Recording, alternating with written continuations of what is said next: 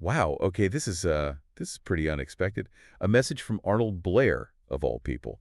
And I gotta say, the imagery he's using, it's really something else. You think soul singer, you think velvety voice, right? But this is like cosmic level stuff, deep stuff. Welcome to the deep dive, by the way. Today's gonna be a little different, a little bit special.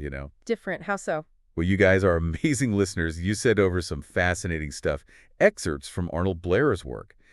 And the title alone, I mean, wow, the Milky Way Cosmic Womb and Mirror of the Infinite. Just let that sink in for a minute.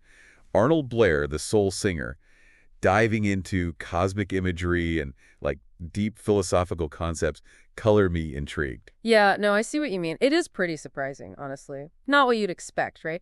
But that's what makes this so exciting, I think. It's unexpected. It's a chance to see a different side of someone we thought we knew and to maybe learn something new along the way. Exactly. And that's what we're all about here on the deep dive, right? Taking those unexpected turns, those deep dives into the source material, and coming out the other side with, hopefully, some haha moments. So consider this your express lane to a whole new world of understanding, courtesy of Mr. Arnold Blair. Sounds like a plan. So where do we start with this Milky Way cosmic womb business? Right, so The Milky Way Cosmic Womb and Mirror of the Infinite by Arnold Blair. Epic title, right? And the ideas inside. Just as epic, believe me. Okay, so first things first, we got to talk about the Milky Way itself. Not just as a pretty sight in the night sky, but as something way more profound, something deeper. Deeper, how so? Like metaphorically deeper. You got it. Blair takes the Milky Way, and he turns it into something way more than just a bunch of stars. He's playing with, I think, Roland Barthes's ideas about signs. Like the Milky Way, for Blair, it's not just a thing, it's a second-order signifier, a myth, as Barthes would put it. Oh, okay. Yeah, I see where he's going with that. So it's like the Milky Way is this image, but it's also loaded with all this extra meaning, all these stories and interpretations that we humans have layered onto it over, what, millennia. It's like a cultural palimpsest, with each layer adding more and more depth. Bingo. It's a celestial river, it's a pathway for souls, it's the cycle of life and death and rebirth all rolled into one. Heavy stuff, right? And what's cool is that Blair doesn't just throw this idea out there, he actually weaves it into the text. Like he talks about how ancient cultures saw the Milky Way, how different myths and stories were built around it. It shows how much research he did, how much thought he put into this. It's definitely not just some random off-the-cuff observation. This is clearly something he's been thinking about for a while. Oh, for sure. And then he brings in Jung and this whole idea of the mysterium tremendum, which honestly sounds a bit intimidating, right? What's that all about, and how does it connect to the Milky Way? Yeah, Mysterium Tremendum. Big words, but that idea itself is pretty simple, really. It's that feeling of awe, of being totally blown away by something so vast and mysterious and, well, tremendous that it kind of scares you a little bit, but in a good way. Like you feel small and insignificant, but also connected to something much bigger than yourself. Like standing on the edge of the Grand Canyon or something, or looking up at a truly dark sky filled with stars and realizing just how massive the universe is. Exactly. That's the feeling. And Blair, he's arguing that the Milky Way, especially when we really contemplate it, it can trigger that mysterium tremendum response in us. It reminds us of our place in the cosmos, how tiny and fleeting we are compared to the vastness of it all. That's pretty powerful stuff. Ah, And then on top of that, he brings in Mircea Eliade and his concept of Elu Tempus, the sacred time of origins. How does the Milky Way, in Blair's view, tie into that?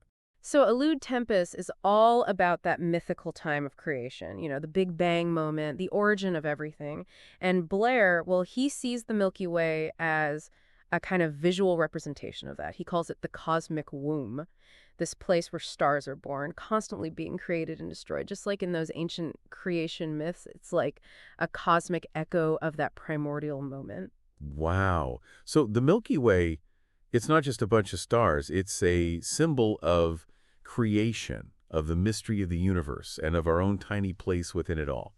That's a lot to take in from just looking up at the night sky, wouldn't you say? For sure. But that's the beauty of it, right? There's so much depth there, so much to unpack and explore.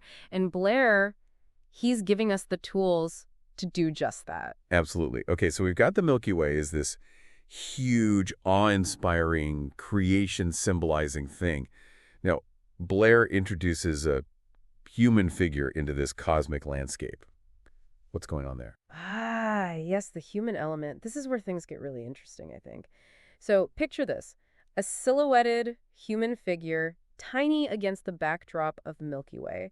And Blair describes it as a defiant presence. What do you think he means by that? Defiant presence. That's interesting. I mean, the figure is obviously small, dwarfed by the galaxy, right?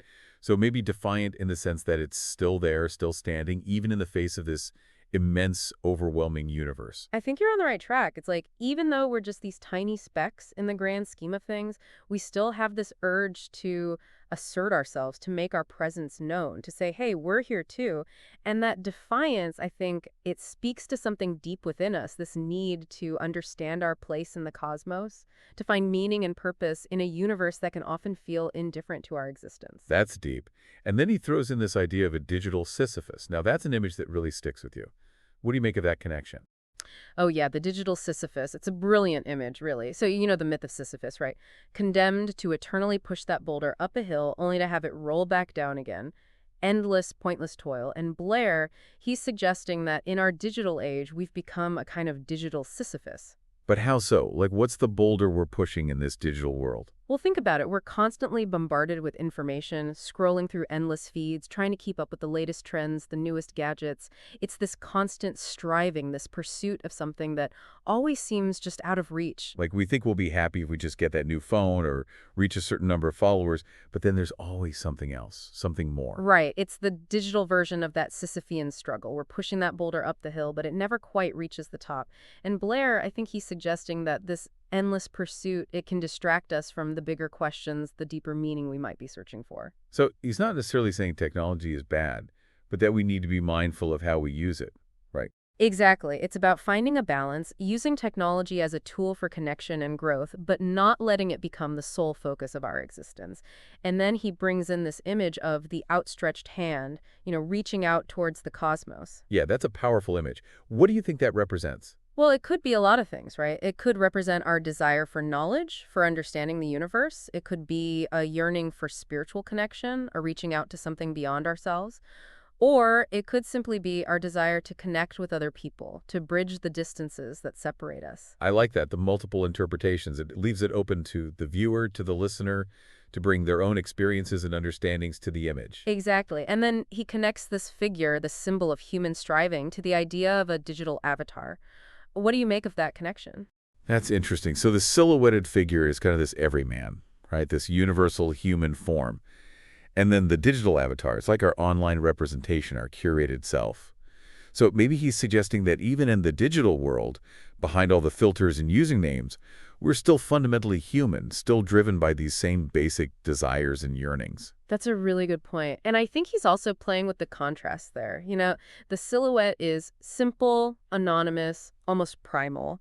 And then the digital avatar, it can be so carefully constructed, so polished and perfect. It's like he's asking us to consider what's real, what's authentic in this digital age. And then he throws in this reference to the creation of Adam, Michelangelo's masterpiece. But there's a twist, right? He talks about an unfulfilled touch. Why is that significant? That's a really subtle but powerful detail, isn't it? In Michelangelo's painting, God's finger is almost touching Adam's, right? This spark of creation, this divine connection. But in Blair's version, there's a gap. The touch is unfulfilled. And I think that speaks to the potential for isolation that exists even within the digital world. Like, we can connect with people all over the globe, but sometimes that connection can feel superficial, like we're reaching out but not quite making contact. Yeah, that's a feeling I think a lot of us can relate to, especially in the age of social media. All these connections, but sometimes you still feel alone in the crowd. Exactly. And that gap, that unfulfilled touch, it highlights the tension between the promise of digital connectivity and the reality of our human experience. Like, technology can bring us closer together, but it can also create new distances. Okay, so we've got the Milky Way, the human figure, the digital Sisyphus, the unfulfilled touch. Now let's move on to the text itself.